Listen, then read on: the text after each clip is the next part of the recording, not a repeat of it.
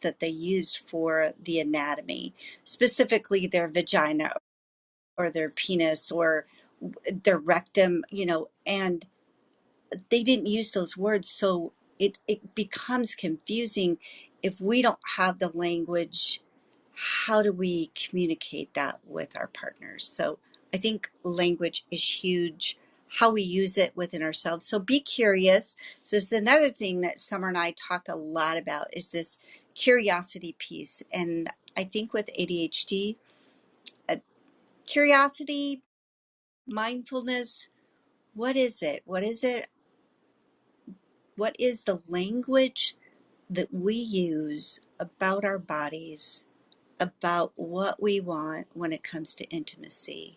And really kind of figuring that out for ourselves first before we try to communicate that to others. Ooh, I love that. Val, do you have any thoughts on that? Because I know that you have your own childhood experience, and I know that definitely impacts how we show up.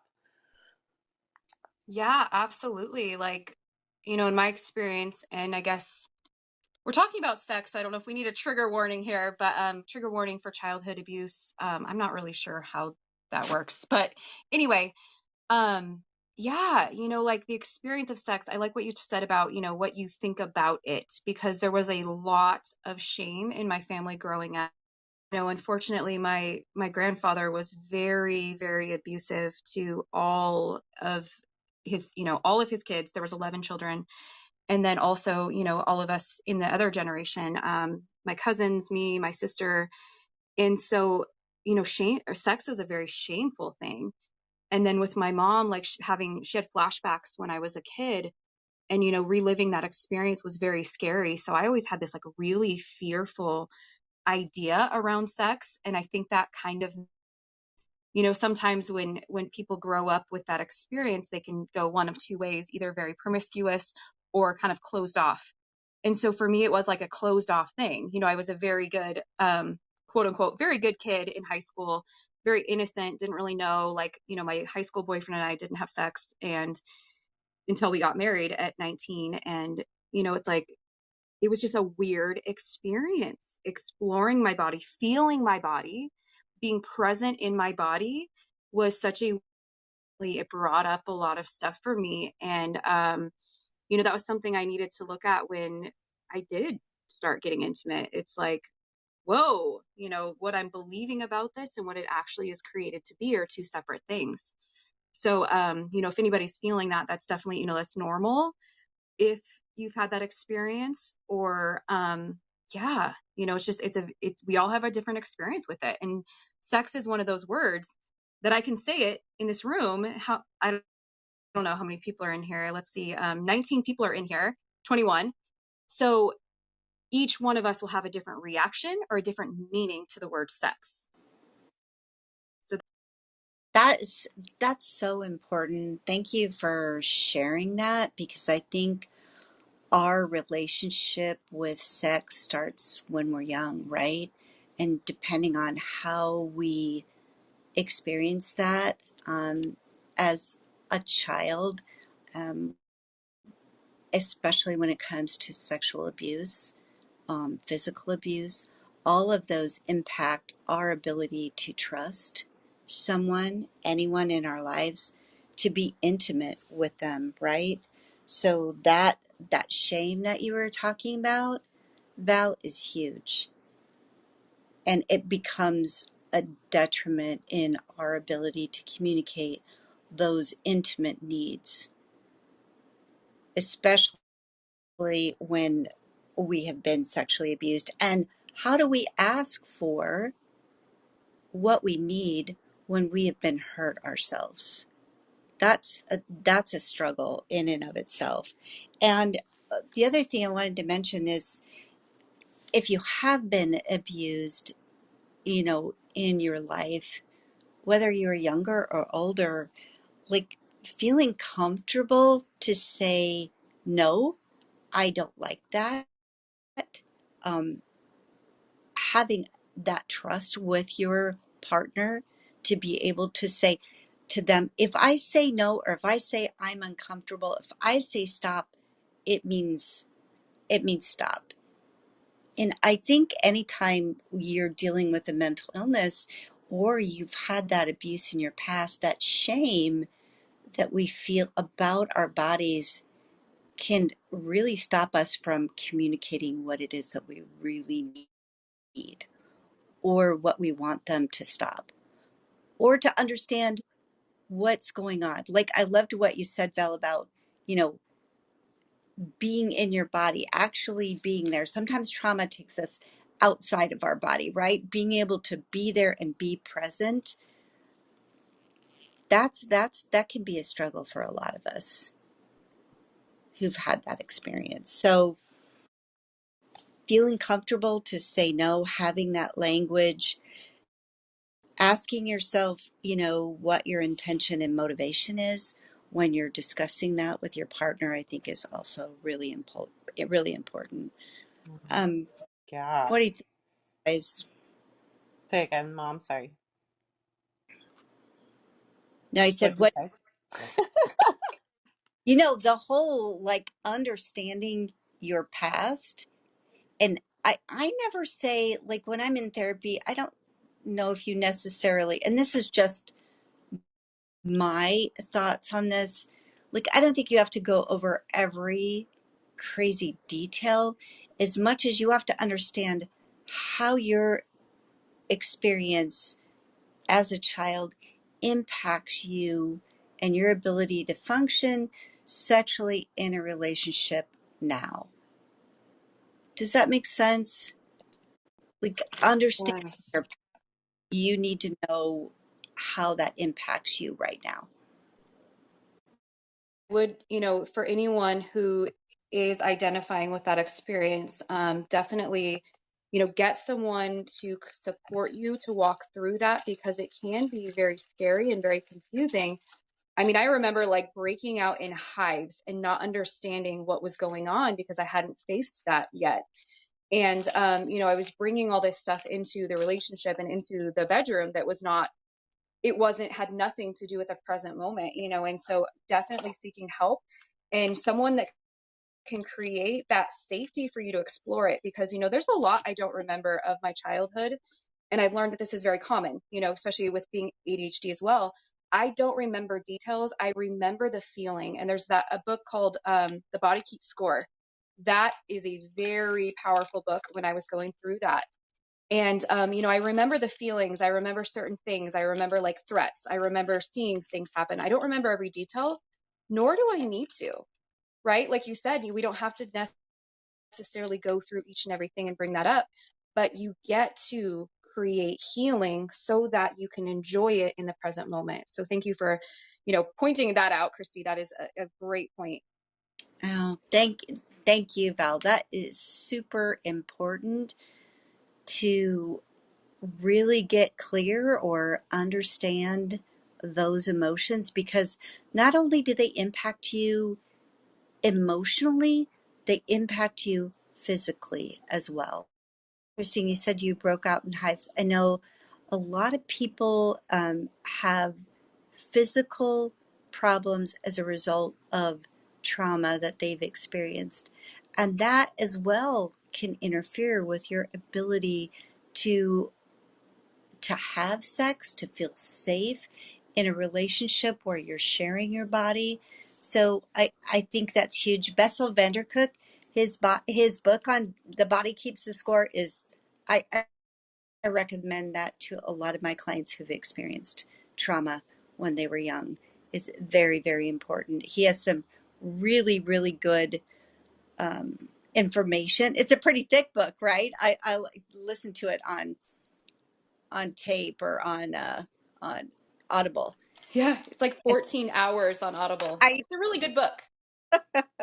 it is a really good book. And I think the most important thing to remember in any of this is that trauma can take us into anxiety, PTSD, depression. So kind of we're not in touch with our body. And what's the most important thing, when we're intimate with someone, is to be there, right? And when we are triggered by that trauma, we're not there, right? And it can look like we're not interested, or our partner could take that as they don't want to be with me. And I think that's something that we have to consider as well. Yeah, we talked a lot about like self work, diving deep into what it is that is going on inside of you. And, you might have to get to that place where you do dig a little deeper than you want that you can, so you can be vulnerable. I think that's vulnerability is actually a little difficult for me. And I learn to recognize that. And I was talking about this in another room. Like, I'm an open book with closed pages. Like, I'm super open, but then, getting too close is actually really difficult for me. I will say that, like, I'm a very like sexual, hypersexual person, and so my husband appreciates that, which is fantastic because not, sometimes you can't find that flow, but it's something that definitely brings us close together because we have developed the language to talk about it. And, I'm able to be more vulnerable. And, there is, Mom, do you want to talk about, we were talking about just the hypersexuality. I'm trying to think which one that we were talking about. The one article that we read about how some people are more hypersexual, Oh, yeah. and then Mhm. that's like a relief. That's what it was. It was like you have this peace or calm. Yeah, it's like it releases sexual Oh, stimulation. It releases dopamine. The dopamine hit. That's what we were talking about. Yeah. all of those neurotransmitters, and that is what gives you that calmness, reduces the restlessness that comes along with ADHD. However, and this is another issue, promiscuity, right? Or someone that's not being faithful, or the consumption of pornography, that can be sources of relationship strife. And I think that's huge because I think that pornography can also be a problem in a relationship. So it's important to keep in mind that they're not a part of the diagnosis of ADHD, but it can be a result of, right? A result of that hypersexuality. So, and sometimes people with ADHD can engage in risky sexual practices because of impulsivity, right? And they could also be at increased risk for substance abuse disorders. That that really impairs our decision making and can result in sexual risk taking. So I think those are things that are really important. Sometimes that neurodevelopmental disorder can cause us to be poor listeners, distracted partners, and be forgetful. And I think, along with that hypersexuality, we're just kind of dinging all over the place. But that hypersexuality piece seems to calm us down, make us feel more present. If we can get there, right? Got to get there first. Yeah, definitely. I mean, it's so hard to allow ourselves to be in a safe space. And um, sometimes we just have to take a step back and really almost like there was one point when I kind of had to take a step back, not necessarily from my relationship in and of itself. Some people may, and just really decide how I felt because I think we kind of run for the shame sometimes. We run from those emotions and we don't allow ourselves to be comfortable and sometimes the uncomfortable. So yeah, I super appreciate and understand, for me like that can be difficult. But yeah, thanks so much for that. What I'm trying to think some of the emotions related to ADHD and sex. So what's happening like before, during, or after. Like before, we may be having anxiety or PTSD, so that's going to affect, like our quote performance or how we're feeling. And um, like if we are having sex, but we're thinking about that we need to go to the store, that we need to vacuum. Like we're so multifaceted that I literally have a million thoughts, and it's so hard to be in the present. So it can be frustrating because then you're not allowing that emotional connection, which is super important. It's super important for me. I have to feel like you love me outside of our sexual relationship, that you don't just appreciate that, but you appreciate me. And fusing those two together have been really, really an important part of my own relationship, because I need the emotional attachment. I need to know that you like me for more than just having sex with me. And yeah, and that's been something that has been really helpful, just to try and figure out how both of you feel.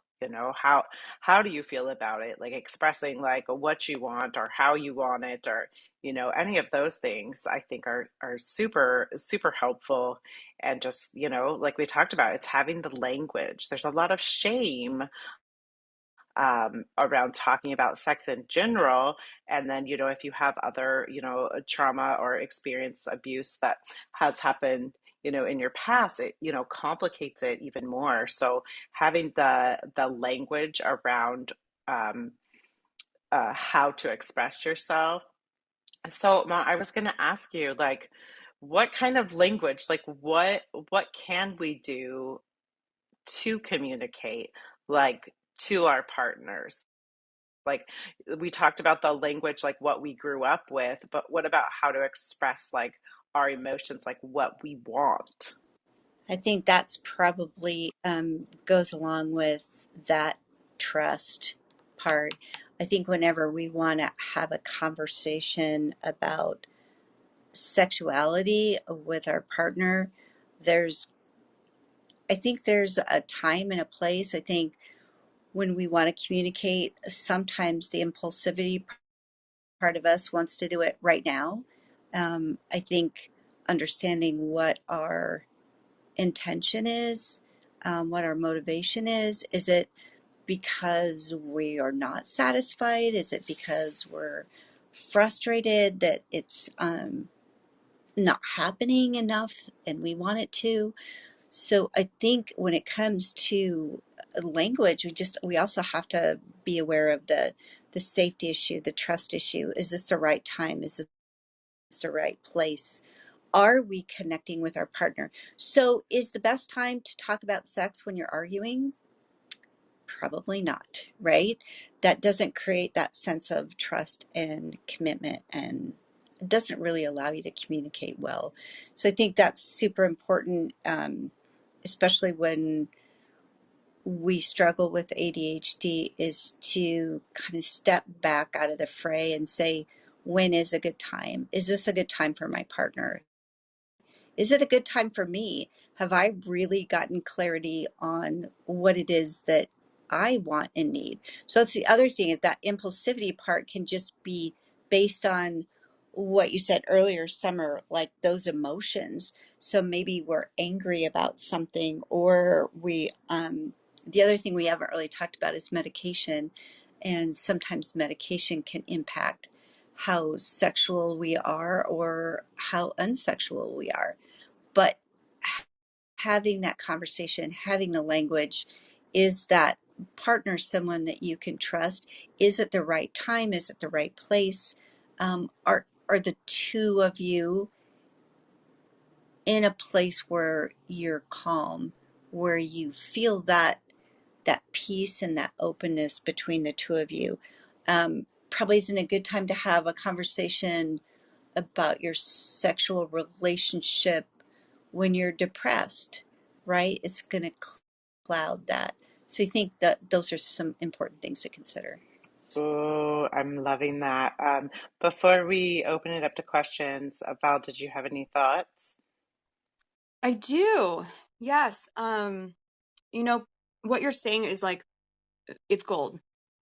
And I'm curious to know, um, you talked about that piece and like this is something like Summer and I literally like I'm like, girl, am I normal? Like what is going on here? Like last week we had talked about, the whole idea of like ADHD and sex. And for me, like there has to be this emotional connection. I'm not sure exactly if that's like an ADHD thing or whatever, if that's just my personality, but there has to be that like emotional connection. And okay, good. The person that knows me in real life is not in this room, so I feel more comfortable talking about this. But that emotional connection and like that trust and that like I can't just be sexual with someone. It's like like for me personally, there has to be like this like intellectual attraction, right? I've never been the type to just like, hang, like be with a smart guy or an attractive guy. I mean, like there has to be an emotional and intellectual connection for me.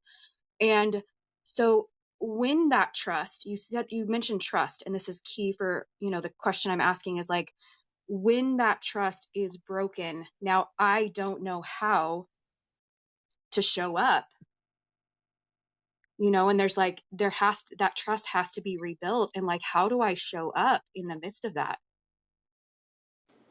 That's probably the question of the year, Val, because it it happens as I do couples counseling and I see there's been affairs, physical affairs, emotional affairs, um, where there where that trust has either been destroyed or it's crumbled, and that other person, when it comes to sex, when it comes to intimacy, trust is like the key that unlocks the door to that in a committed relationship. And if that trust has been broken,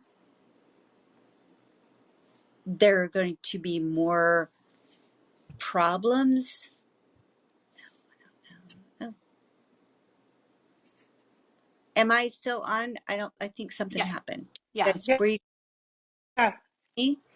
I can still Yep. hear You're you. good. You're good. Oh, sorry. I was just like, everything changed on my phone, so I wasn't sure.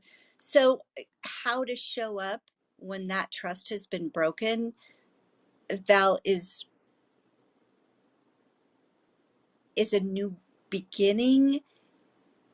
It's how you and that individual that you're with talk about that trust that has been broken. I would say for most of my couples that recover from affairs or recover from that trust that's been broken, is the partner that broke the trust is willing to rebuild the trust, willing to understand that it's going to take some time, that there's going to be some heartache, there's going to be some stepping away from maybe that intimacy. And there is this willingness of the other partner to really redo what's happened in that relationship and to be willing to rebuild the trust.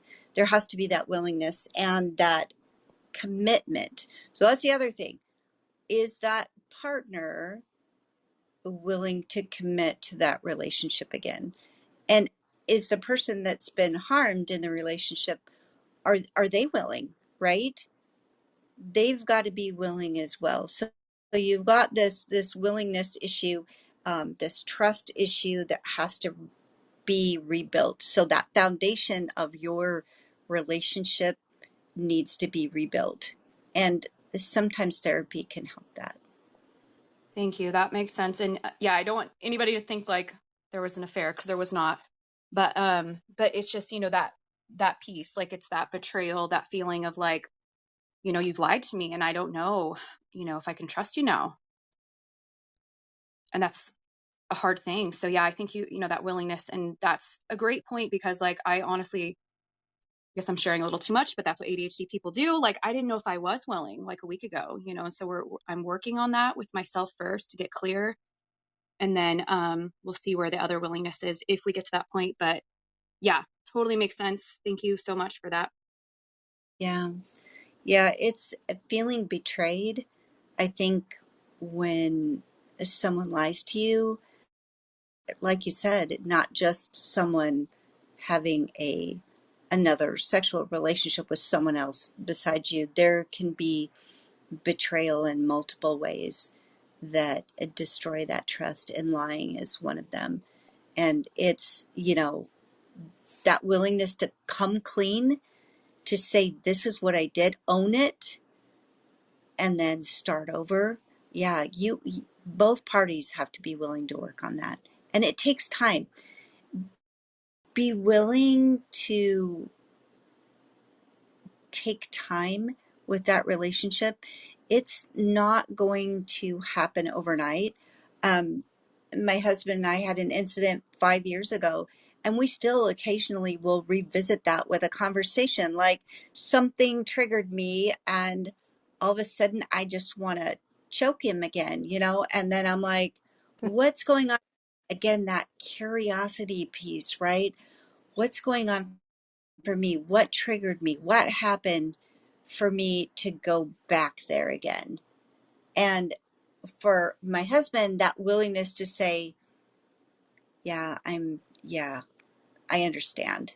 I know that was hard for you. And say, I'm sorry again. That willingness to apologize, to listen maybe again. Sometimes with ADHD, we like to talk things out, right? Let's talk about it. And maybe the other partner isn't a real talker, and that can be an issue too. And I really think, though, Val, that whatever eroded that trust um, can be rebuilt. I really look at things in a positive way. I think it can be rebuilt, um, and there can be trust reestablished, but just know that it's going to take time. Thank Oh, you. that's so good. My mom is Yeah. so good. You really want to choke dad sometimes? I'm just kidding. I already know you do. Ah, well, it's so hard. I was going to say it's so hard being ADHD. Like, it's going to take time. It's going to take time. That's what people keep telling me. Confidants I've talked to about this, they're like, it's going to take time. And I'm like, but I'm ADHD and I'm also a very driven entrepreneur. So I want everything to happen right now and I want a solution and I want it to all have a bow and make sense so that I can move Mhm. forward. But I know that that's not going to happen. So thank you Well, for that's that. that stepping back part, being back and like realizing, okay, this is my ADHD here. I know that.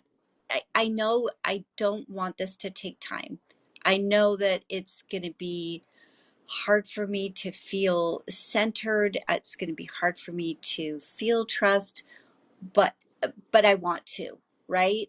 I want to. I want to really get curious, and I want to be communicating and talking about that, that commitment to trying again, right? Got to be committed to try it again, because it's hard. Thank you so Yeah, much. Oh, thank you. definitely. Yay, she's awesome, huh? I love her. So yeah, let's open it up to some questions. So people in the audience, if you do have questions, please raise your hand. Bring it up. My mom is like amazing, and she Summer's has mom. just got it going on. Going on. Summer's mom has got Just it got going it on. going on. Sorry, I had to. I had to. Oh, I know you did. Val and I sometimes start singing songs because we do this like, hello, everybody. So sometimes we do it together. So it's kind of fun. So yeah, if anyone has a question or a thought, we would love to hear it. And Chris, thank you so much for being here. Hey, thanks for having this. I really appreciate it. So, I love what you said about like, hey, maybe now's not the right time to talk about that, right? Mm-hmm. And working with people, I found a bunch of things where I'm very interested in what else you might have. Like, one thing that's come up during COVID for a lot of people is if one of you is an external processor, the one with ADHD usually, and the other one needs space and time, but you need to like see and be validated, you can do a Zoom with yourself and you can record that Zoom and listen to yourself back, so you can actually get it out and listen to it to get a sense of like, okay, what's actually going on here. And that is, I would have never thought of that. So when you're like, okay, now's not a good time, and we're like, but it is. I remember my therapist would always say to me like, what is the goal here? I'm like, the goal is to tell them that I hate them. I'm like, no, but what is the goal come to be? For this to be discharged from my body, right? So like, any thoughts on like when you're at that place to like how to keep the goal in mind for when like you're ready to have the conversation right now in a way that might not be the most loving, because you asked her to clean the house and she did not, and then she had you organize someone else to clean the house. I'm just saying, not an exact example of what's happening right now in my marriage. I'm just saying, whatever. How to actually like woosah when like Val was saying we are not big woosahers, we're more like let's clean it up later kind of people. I think breathing is it's the thing that has saved my life. I like will say to myself, I got to breathe, because what happens when we get like super hyper, or we get super angry, or we feel like it has to be resolved right now in this second. Trust me, I've been there a million times. I will just breathe. I will just do some deep breathing. And I have people I've had my kids actually look at me and go, oh, so you're really mad, huh? Because I am like going, okay, I'm just going to take some breaths. And really, you need the oxygen to your brain to calm down and to think. So if you've ever watched anyone that's gotten really angry, as they breathe, it's this really shallow breathing, right? So that shallow breathing does not equal getting any kind of oxygen to that brain that needs to think through whatever it is they're going to say. Do you have any So thoughts on how to remember to breathe? Because when I'm already in the reaction, like how do I start the practice of breathing? Last night I took out the trash. That worked. But I couldn't like stay there in the house and breathe. I had to like go outside to breathe. But like, how do I catch it? How do I start the breathing? Sorry to cut you off. Just want to yeah, ask that clear. no, I think how do you remember to breathe? Like, is there really, think about it this way. We don't really know how important our breath is until we can't breathe. So the other day I was eating something, and you know how you get some caught in your throat and you kind of, you choke it up or whatever happens. This was kind of so lodged in my throat, I started to panic and I couldn't breathe. And I think it feels that way when we want to say something right now. It's like I just have to get it out, right? It's that, how do I remember to breathe? Well, remember what it's like to not breathe. And remember when you're holding your breath, that physiological feeling of not having a deep breath. Like, put your hand, here's how I remember. Put your hand on your heart, put your hands on your stomach, and ask yourself if you're breathing. So what you have to do is go from fight or flight to present moment. And breathing does that. It gets you back into the present moment. So if I'm really struggling and I really want to talk right now and I want this to get done right now, I will notice my breath. And so practice, that's another thing Summer and I talked about, is practice. Practice it. Practice breathing before you need that deep breathing. Practice it. Tell yourself the next time I'm angry, I want to get this out right now. I am going to put my hand over my chest, on my chest, on my heart. Notice your breathing, notice your heart beating. Just start to get curious. It really re-engages your frontal cortex so you can start to think as opposed to just feel. Because sometimes just because we feel something doesn't necessarily make it true. So I kind of go there. Am I feeling something that isn't, is this true or is it not true? Curiosity. Anyway, long answer to your question, but does that helpful?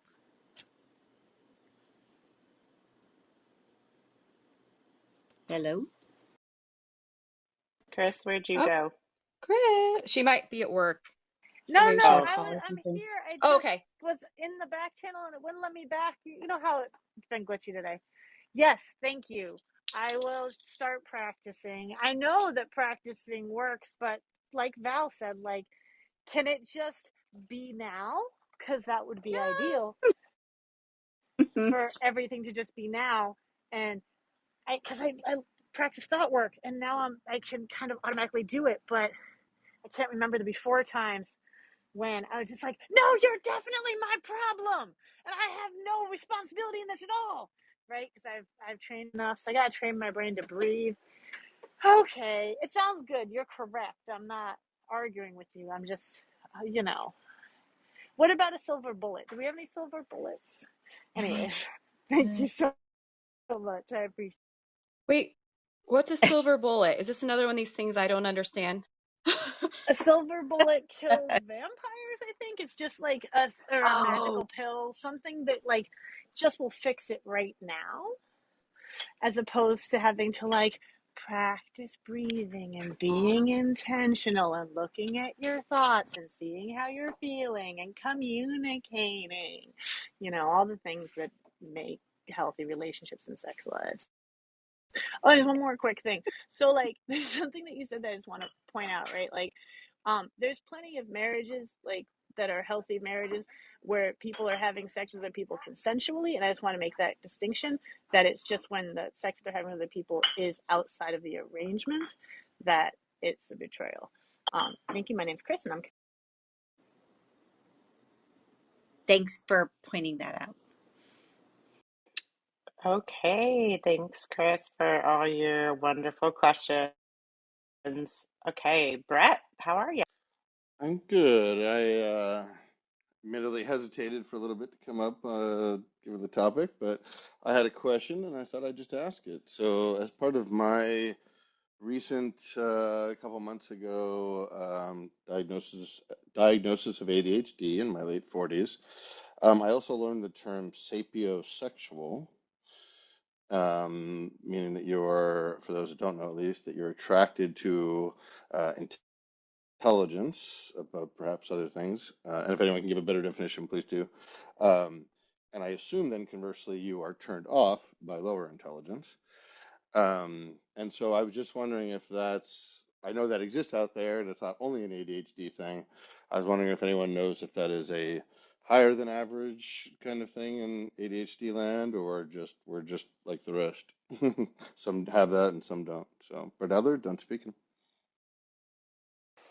I have an answer. Mom, do you have any thoughts on that? Um, I think it's a relatively new term that I don't know too much about, but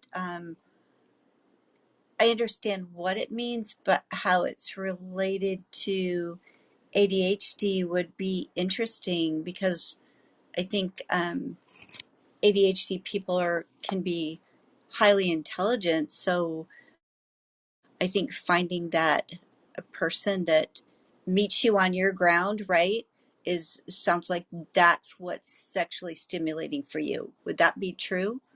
Well, yeah, and I think conversely, the lack of it leads to, maybe it comes back, if we're all back to the dopamine part, the more intelligence and the more things you do like that, the more that fires and the less intelligent and the less, the more boring conversations and the things you're stuck in tend to, have less of that. I don't know if it's just that simple tied to I that. mean, so people with I can. ADHD are, I think, triple as likely to be some kind of queer. I can't don't have the exact stat in front of me right now, but this idea that we see our sexuality different than like black, white, binary, and ADHD, the overlap on that is very, very, very high. So to not identify within that very black and white, man, woman, yes, no, and finding like, this is how I decide my partner, if I'm a woman and my partner has a penis, that's how I will make this decision for the rest of my life. And the fact that we question that comes into a lot of the way that our brains work I in love you, general. Well, Chris. Um, I was gonna say, I totally get what you're saying, Brett. Like, this is, yes, 100% absolutely. And this is like my thing, I guess. Oh my gosh, this is so weird to say this. But yeah, like I definitely like there has to be, like I was saying before, for me personally, there has to be that intellectual, emotional connection. And for some reason, like I am just, I am very attracted to intelligence. I'm attracted to drive. I'm attracted to, like talk nerdy to me. I don't know, like it is a real thing. It has to be a real I'm gonna thing turn the because then it's song on. definitely, Talk nerdy to me. oh my gosh, girl, you know all about this. We've talked about this, but like, it's true. Like, I think there is something about, like there's a joke that used to happen with all my friends. They'd be like, Val, does he have a big brain? Like, what's going on? Like, what's going on in that head? And I'm like, oh my gosh, you guys. But seriously, like, I think that is a real thing, just like a fetish or whatever, that intellect is attractive for certain people. So, yes, I totally get what you're saying.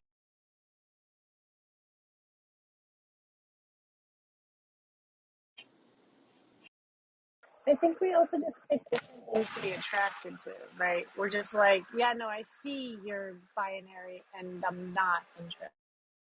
Like, before I met my wife, I said I was attracted to boobs bigger than my head and mechanical engineers. People are like, you can't be attracted to that. You have to be attracted to a gender. I'm like, that's not how I make my decisions. And I think when we live so much of our life outside the lines, that like the way we make our decisions sexually are gonna hit right in there as well. Oh my gosh, Chris, that is so funny. That was my type too. Like mechanical engineers and tech guys. Like that's my type.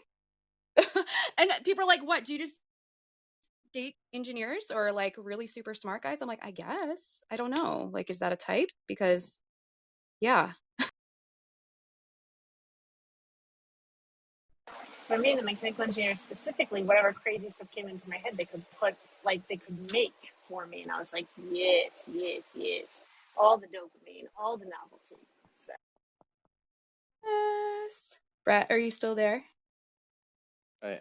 Any Yes. comments? No. Yeah. Gonna go take a cold shower though. Uh-oh.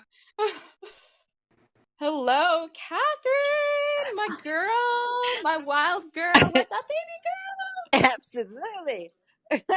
Well, I was going to flip the switch and say, hey, my husband, when I met him, he walked through that dining hall and he had his t-shirt little cut off on the sleeves on the end and he had his tool belt slung to the side. I was like, oh, girl, you look like somebody I know. And he turned around, he goes, really? The rest is history. I love it. That's so awesome. I love the description. That was like it took me back to like this old movie or something. I call him my MacGyver. He's been Aw.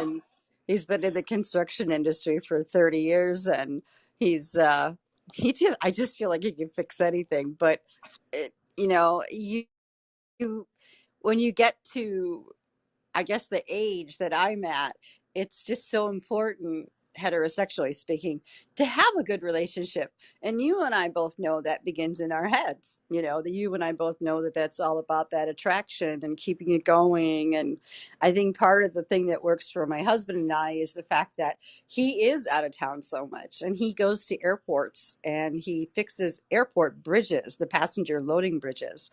My career was in the industry for airlines. So it's kind of like I'm still married to it, but he is away often. So when we are together, it's it's an important focus, and we focus on it because we both love each other, and we have for a long time. We're very grateful in our hearts for each other, and I think that's part of it is, we miss each other, and so we only have 4 days together a month, and we pack a lot in. Woo woo! They pack a lot in. No pun intended. On it again. And I think I might have accidentally over. You should have heard it at the end of Damon's room. I was like, speaking of the nooner, it was ridiculous. I'm so punny. It doesn't even. It's like I try to be not be. I don't know. Anyway, so this is really awkward, but Bradley, I can't believe I've shared all this, and I'm going to see you on Sunday, and you're probably never going to look at me the same. And hi, my friend. My twin, Bradley, is here. Can you share? There's no judgment on my part ever, Val. Bradley, this is so embarrassing. Wait, let me say You, something before Bradley goes. See, Val, this is the one of the difficult things about sex is that we feel embarrassed and that we can't talk about it. Like at some point, I would love for us to normalize the discussion around what we need, how we do things, how we deal with it. And I think, that's part of why it can be so perplexing and like, oh, what do I do if I say it? So Well, yeah, Val, don't feel bad. Everybody else in that congregation has no, sex, so it's I fine. know. It's not even, get her, Summer. no, Get her. it's not even like, okay, let me clarify. Okay. It's not that I'm embarrassed about sex or talking about it. Obviously I don't go around just talking about it all the time, but like literally I'm going to see him at church on Sunday. And then on Tuesday night, we're going to be in like ministry school together talking about the Holy Spirit. And I don't know, it just sounds awkward. The Holy Spirit wants you to But have I love sex you. too. You It's all are, good. I'll be praying for you, Val, you that are you amazing, let Brad. go of that embarrassment because there's none on my Oh, end. oh, thank you. I love you. I didn't, I love you too, Val. I didn't have any questions because I'm also a fellow late diagnosed ADHD. So right now I'm just doing my best impression of being a sponge.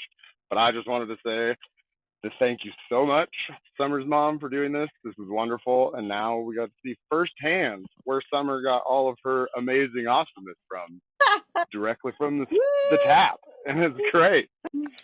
Well, thank you, Bradley. That's awesome. So you're Val's twin? Yes. Yes. And fun fact, my mom's name is also Christy. So, Val, you better step your game up before Summer kicks you off the boat. You would never, Bradley. I was You only shut kidding. your mouth right I was now. only joking. I love you. Bradley. I think Oh my I gosh. think sex and religion can coexist, but I think that's another conversation for another day. Ooh, that is I good. can't I believe. will jump in on that one too because no Mhm. shame on my end. Me and my wife are both strong believers in Christians till the day we die, and we both have an amazing sex life. And there's no shame there. Like, we're good at it. We enjoy each other, so why not?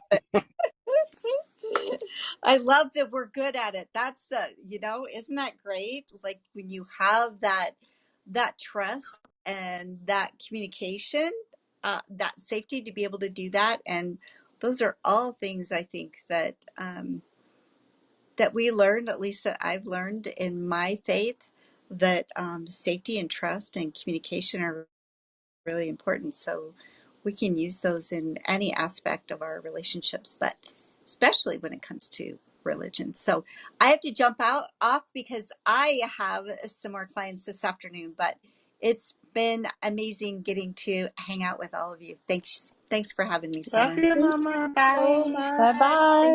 Thank you, Christy. And we'll You're hang out. Thank you Oh, guys. absolutely. We'll just hang out and see if Gayatri has anything. I know she said she was at an appointment, but do you have anything you want to share? Uh, My love. Hi. Well, yeah, I'm driving back home. I just thought, if you could ask the question on my behalf, it would be really helpful. And also, since mom has left, so I just wanted to add more points about being sapio or demi. especially how that it could affect people with ADHD and trauma history. And I am still figuring out where I am on the spectrum, as far as sexually or emotionally in a relationship. So yeah, so it's kind of complicated. So I'm just still figuring out. I'm learning and unlearning a lot of stuff. So uh, the question that I asked, maybe you can just ask because I'm driving with my daughter back home. So Sure. You want me thank to you. ask the question that you asked, and then I can share about what I shared with you as well? Yeah, Um, yeah, yeah. That will be yeah, great. Thank you. absolutely. So she had said, again, triggered by sexual abuse or anything like that. You have a moment to step out if you so choose to. She had asked me, she said she's a sexual abuse survivor and she felt guilty for wanting to have sex more than her husband at times. How do we not feel that? And I said, I think for me personally, my experience, it's realizing that, because I used to think, gosh, this is so awkward to talk about. Anyway, I used to think that, like, the fact that I was more like, I want to have sex more than my partner or whatever, like I thought I would often feel rejected, like I'd feel rejected, like, what? I am literally dancing around the house in a cute little outfit and high heels. And what, like, why you're not even like looking at me, or maybe it's a bad time or whatever. And realizing that I got to choose that, if maybe it wasn't a good time, or there's a lot on his plate, or there's stress going on or whatever, that I got to choose to not take that personal, which is very hard for people with RSD. um and it's not always like easy to do. Like, it's easy to say, oh yeah, I'm not going to take it personal, but then when you're in the moment, like feeling rejected, and I've been there, like where I've created a story around whether or not that person is responsive is my value or my worth, right? And I let that tell me, oh my gosh, I knew it, I'm whatever, like they don't love me, they're like, like I'm with the wrong person because of one thing. But the thing is, like, just realizing that, yeah, maybe my drive's different, maybe my drive's more. And if that person isn't matching it, then just realizing that, um, this is so embarrassing, but this is what I told her in the comments, realizing that if you are wanting it, you can just, take care of yourself if you need to. And exploring ways to do that, because that is, I have no shame in, I do have shame. I'm lying. That's a lie. I'm sorry, you guys. I just You're lied to you. trying. It's okay. This is so Keep awkward. we But Oh, like, all need you this. can like We need to oh, get hear some let it. me toys, get let some me help like you out. Yeah, let me help explore you it, out. get some So toys, and go be I'm sexy for sorry. yourself. Like I Yeah. literally, yeah. Like I sit in So my office sometimes in a sexy outfit just because I can, right? Oh well, no one's yeah, I mean, around. like, it's super complicated for me because in coming from a culture which is having so much of taboo, and it's I don't know how else to say. It is kind of awkward to even talk about, or communication is far way. You know, I don't know where which mode I'm gonna find that, because we're still learning. It's been 13 years of marriage, and we went to a marriage retreat and counseling, and we did a lot of things 2 years ago, and we are well doing pretty well. But still, it is because of my history and ADHD. It's very hard for me at times, and my husband is a neurotypical, I mean, an introvert, so it makes it even harder. So yeah, I understand what you're trying to say, but that is actually yeah, it's super embarrassing for me too. Actually, even talking about it here, and it's like a litmus acid test for me today. And I mean, self exploration in the sense, I would say I'm kind of demi in that one. So I feel like I need the recognition or acknowledgement from the partner. So that's out of my way for me. Uh, so yeah, that's why it's super hard and super complicated. But I Four, completely understand what three, you're trying to say. two, one. Oh my gosh, there's something weird going on my computer. Uh-oh, I just caused a crash. Yeah, totally. And I think something you spoke to is important to be aware of as well. That, some like people's love language are different. part about, when you're talking about your husband being an introvert. And, I know for me, like I'm a very verbal person. I like to communicate. My love language is definitely like, words of affirmation and, being summer, words of affirmation and like connection and like, I want to be talked to. I want to like, talk dirty and do that. But like if you're with someone that's introvert, that's not comfortable in that, maybe they're expressing their love and their sexuality through something different. Maybe that's uncomfortable for them, and realizing that if they don't do the same things, maybe just asking for it, as awkward as that can be, like don't be afraid to ask for what you want. Like if that's, like, I don't know, a spanking or like you want to be talked dirty to. Like Talk I'm just dirty to being me. honest, you guys. This is Sorry, I not my had normal to. conversation. But It like, is. We got to yeah, talk about it. say, hey, I like it when you do this. Can you just do that? And I'm sure that, like if your husband is anything like most men, like they want to make you happy. They want to see Absolutely. you have pleasure. So they want to do what's going to, have you get pleasure. So don't be afraid to just like little by little start asking for what you want or what you need. And then, honestly, like a long-term sexual relationship can be so rewarding if you have those two people that are willing to explore that and are willing to go like, okay, what's your thing? What do you like? And then, you can end up having an amazing, incredible next level experience, if you are both willing to speak up and Yeah, ask for yeah. what you need. I'm just gonna say this quick and wind up. I'm just driving. I'm gonna have to stop here. And yeah, like when I told you that I went to counseling and we went, we kind of revamped our marriage, and it was amazing. It's such an amazing experience. Like, especially when I was like in deep down in my depression and I was so lost and I was in the dark, and he was just like, he was the light of my life. And I always say that actually that was like even better than a honeymoon. It was such, I don't know what to call that. It was amazing. Like he literally he brought me back from my ashes. So I always tell him that even him, he cannot do that again. Or maybe that wouldn't be as spicy as that. So yeah, like when you're talking about long-term sexual relationship or any marriage or any kind of relationship, um, it is very very rewarding. At the same time, when both the people are committed to loving each other unconditionally and with